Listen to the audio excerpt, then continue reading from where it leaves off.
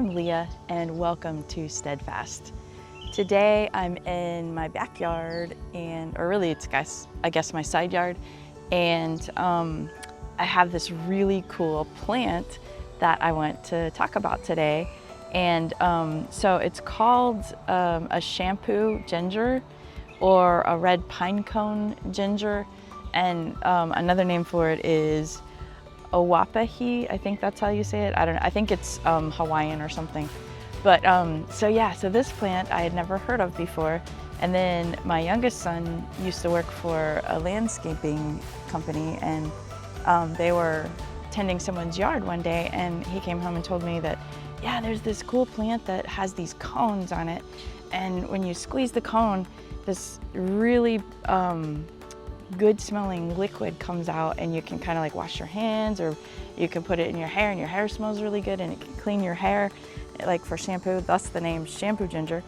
And I had never heard such a plant like that, or even imagined such a plant like that. And so it was just fascinating. So I researched it a little bit, and I found out that they do grow great here in Florida. I also found out that they can kind of become invasive in wherever you plant them, so they can like take over more and more and more with each season. So I wasn't a fan of that idea. So I thought, well, let me get a pot, and then I'll buy one of those plants.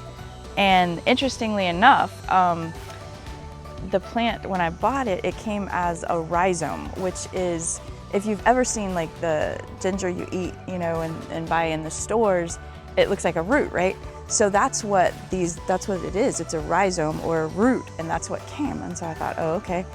I had also read that, you plant the rhizome and it doesn't really do anything in winter, but in spring, late spring and summer, it will grow, and then you'll eventually have these cones that shoot up. Well, so I planted mine, and I'll show you over here what's happening. I planted mine in a pot, just the rhizomes, right? So they were buried, there was no green or anything. And so the first year they came up and they looked, like this. And I thought, okay, cool, I can't wait till I get the ginger cones. And nothing, there were no cones. And so I thought, And then every winter they die back. So this will be an empty pot over the winter. And then, so the next year, when they started growing again, I thought, okay, this year I'll probably get the ginger cones. But again, I didn't get any ginger cones. I was like, oh my goodness. So then I started to doubt that this was really a genuine shampoo ginger plant. I thought, well, maybe I was duped, or, the people that sent it, maybe there was something wrong with them so that they didn't produce cones. But then lo and behold, I was out just walking around looking at the plants, and I decided to walk over here and look at this one, and it has cones this year. Right over here. Isn't it pretty?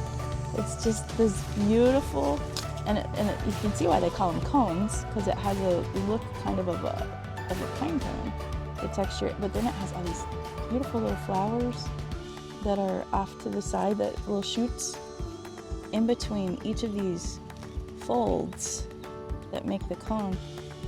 There's this liquid, and when you kind of like squeeze, you can see that liquid comes out of the cones. You have to squeeze gently, and so this one isn't mature yet, and so I don't want to squeeze it too hard, because I don't know if it would prevent it from fully maturing.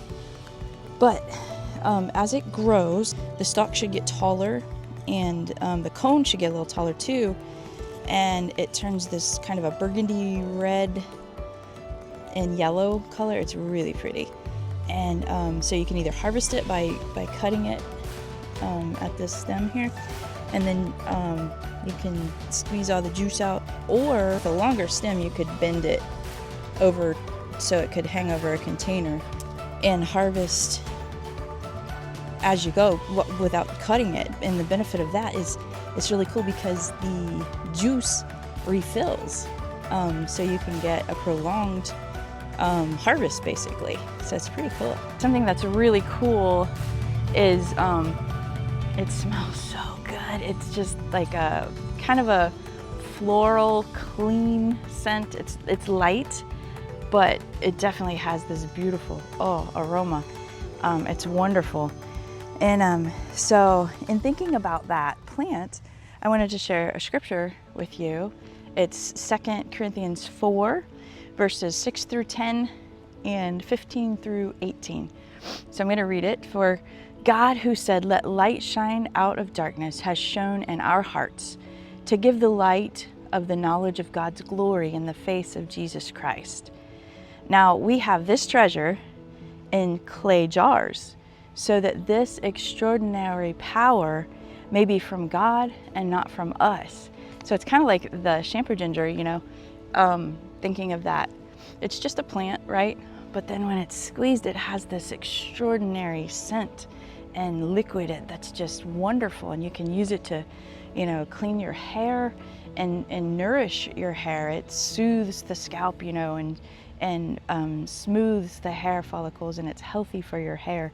So it's kind of cool that something so extraordinary is housed in just a regular plant, right? Then it goes on, it says, "We are pressured in every way but not crushed. We are perplexed but not in despair. We are persecuted but not abandoned. We are struck down but not destroyed. We always carry the death of Jesus in our body, so that the life of Jesus may also be revealed in our body." And again, that at the beginning of that, it talked about being pressed on every side. Some verses say hard pressed, and that's the idea of just the squeezing but not crushed, right?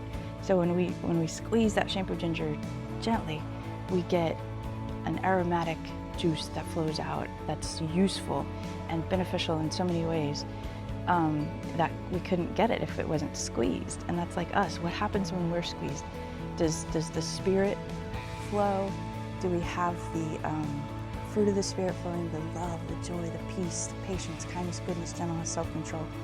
Even though the death of Jesus, we carry that. We carry the life that gets spread to other people. Indeed, everything is for your benefit, so that grace extended through more and more people may cause thanksgiving to increase to God's glory. So it's this grace just goes from person to person to person, and it extends our thanksgiving, which spreads the glory of God wider. Therefore, we do not give up. Nope, we do not. We just won't. We do not give up. Even though our outer person is being destroyed and our inner person is being renewed day by day. So yeah, our bodies, they're getting weaker, they're getting more frail, they're getting kind of beaten up as we get older in life. And yet our inner body is being renewed every day by God. Stronger, more solid, more steadfast, more in line with His Spirit. For our momentary light affliction is producing for us an absolutely incomparable, eternal weight of glory. So we do not focus on what is seen, the hard stuff, right? But what is unseen, what's coming, the glory, the good things, the things you can't buy with money. For what is seen is temporary, it really, really is. But what is unseen is eternal. When things are tough, it's like, okay, so what do we really want to have come out of us when we're squeezed, when we're pressured, when we're having hard things go on? What do we want? Do we want it to be, this fragrance that reminds people of Jesus? So I would say, yeah, we probably do. So let's strive for let's ask Him for that. Let's look for that. Let's focus on the eternal, because that's what's going to flow out of our heart when we're squeezed. So I hope that's encouraging, and go back and take a look at 2 Corinthians 4 on your own. It's a wonderful chapter. Meditate on it. And together, when we do these things, we can remain steadfast.